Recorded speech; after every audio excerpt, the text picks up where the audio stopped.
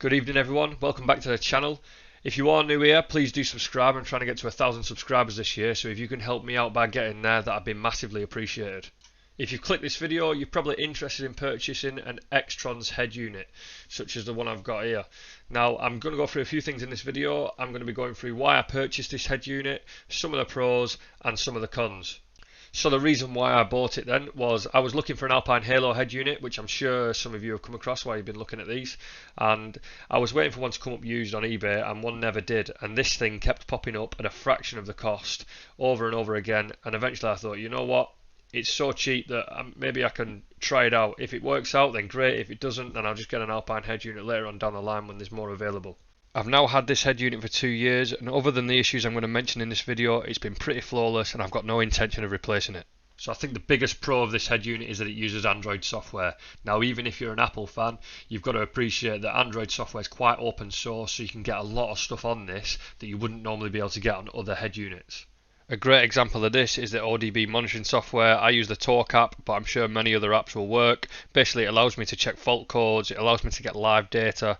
The live data is not so much of a thing in the camper van, but certainly the fault codes. If I ever get an issue with it, I can pull it up on here and check the fault code. Give it a quick Google while I'm out and about.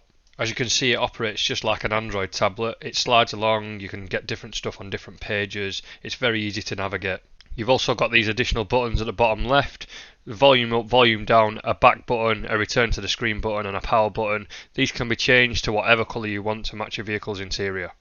You can also have additional plugins in this, so I've got a reversing camera. I didn't get the Xtrons one because it was a little bit too bulky for me. I got a very low profile one off eBay. It plugs straight in, works right away. You can also have tyre pressure monitoring systems installed into this. I've already got them in my vehicle, so I didn't bother installing them into this, but if you didn't have them, you can install them straight into this and you can have the data displayed on this head unit.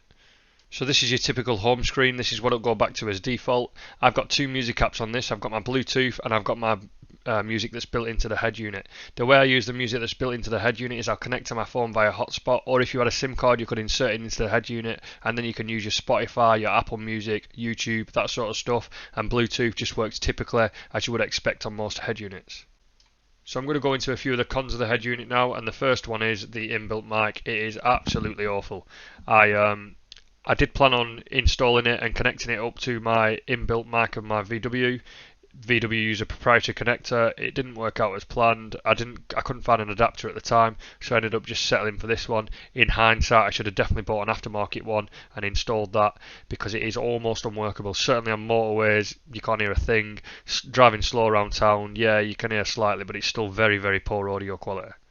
Another issue I came across while I had this was the buttons at the bottom left.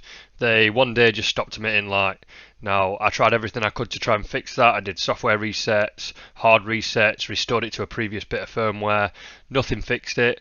I just came back to my van one day and they've been working ever since, and that was about a year ago. So probably the major issue with the head unit is the brackets that hold the screen onto the head unit itself. Now, this is what gives the screen the floating effect. There does need to be some form of bracket there, but this bracket is made out of quite cheap plastic. Initially, when I was installing it, the screen was loose, and it still is it feels quite loose. So I was tightening the bolts to try and stop that screen wobble that I was getting when I was installing it. And as I tightened them, I cracked the plastic. Now, in hindsight, it's not that much of an issue. You don't see the screen wobbling when you're not touching it. So when you're driving, it's not something that just wobbles around while you're driving. But if you do over tighten them, those pieces of plastic will crack. And the saving grace of that is that I did contact Xtrons directly, and they, no questions asked, sent me out some plastic brackets, quite easy to replace. I learnt my lesson. I didn't over tighten the new ones, and it's not been an issue since. But if that screen wobble is something that bothers you, maybe you should think about that before purchasing it. So the overall quality of the unit then, it's by no means bad quality, but it's not going to be the best quality you're going to get. There is an obvious difference between the more expensive head units and this, but it's workable. You know, it's not you don't pick it up and think, wow, this is a piece of junk, but it's definitely better quality than you would expect for the money that you pay for it. If you imagine something that's half the price of the Alpine Halo unit and then imagine its quality, and I can pretty much guarantee you'll be pleasantly surprised when it comes to this. The only thing that they probably should update is we should probably try and get these brackets at the back made aluminium, just so you can bolt it down so it's solid and it doesn't move at all. And potentially the outer bezel, there's a little silver outer bezel. That could probably be made a little bit of a better finish. I'm sure that I put the price cost up of the unit, but for sure it's not the greatest finish on there. So going into some of the hardware specs then, you've got 64GB of memory, which is expandable. You've got 4GB of RAM, which is more than enough to run something like this. You've got DAB support, 4G and Wi-Fi support, and like I said, it'll also support the ODB software, and it's running Android 9. If you've made it this far, then hopefully I've answered some of your questions before you purchase this. If you haven't already, please do subscribe. I appreciate the audio quality has not been the best in this video, but I'm currently investing in some new stuff that will make the future videos a bit more professional, so stick around.